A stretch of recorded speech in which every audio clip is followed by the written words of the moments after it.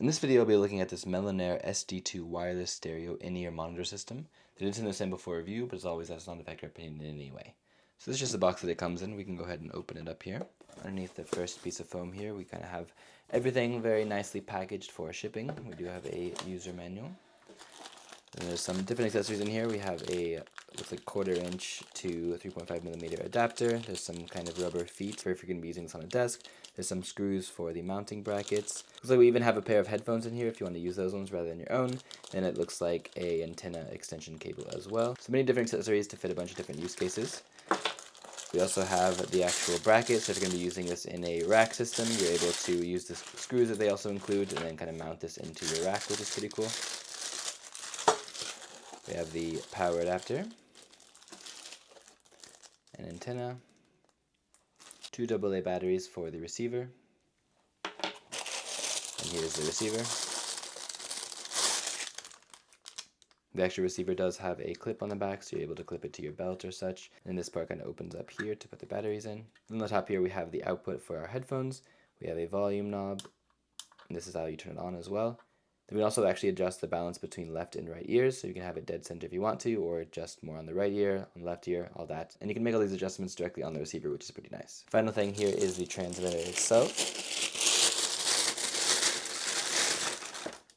Nice kind of metal enclosed unit. We can look on the back here. We have the left and right inputs, pad which can be 0 or negative 12 decibels, the spot for the power cable, and then we have where to attach the antenna. Then on the front here we have some other controls as well. There's of course the power button, we have the input adjustment knob, the output adjustment knob, then we have the different buttons for adjusting our frequencies as well as setting it, and we have a 1/4 inch jack for direct monitoring as well if you want to do that. The actual setup for the system is incredibly simple as well. After you've connected your mixer or other audio input, you can just go ahead and turn on the power here. Then we just turn on this receiver here.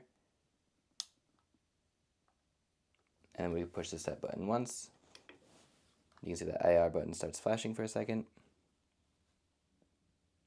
Then it's already connected. So as simple as that, and now it's going to be transmitting that audio from this transmitter to this receiver, of course going into our pair of headphones. So very easy setup, definitely a lot simpler than most systems. And again, if we want to adjust our input volume, we can do that here.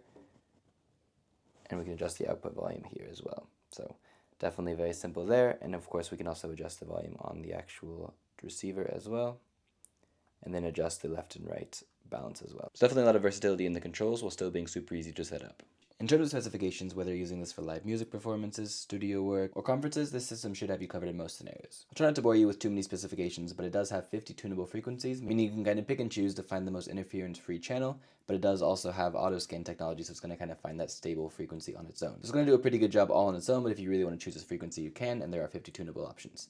It also has 164 feet of operating range, which is very impressive. So it's going to be kind of interruption-free up to 164 feet. So if it's going to be an outdoor performance or in a bar, you kind of covered in most scenarios. Additionally, it has that IR sync functionality I showed you at the beginning. So it makes pairing the transmitter and receiver very painless. And on top of that, it supports up to 4 systems. The other small things are the 12 decibel pad I showed you on the back, which in case your audio input is a little bit too loud, you can turn that on and it will help you maintain that distortion-free sound quality. And to top it off, it does have 24-bit sampling to make sure you're monitoring in high quality. So overall, between what's included in the box and the actual specifications of it, it's a very comprehensive unit that's going to do a very good job in most scenarios. It's adaptable enough to work for a band and a live music performance, but the setup is convenient enough that it could be useful even for a podcaster just wanting to avoid having cables for their monitoring. So it's definitely a solid system overall.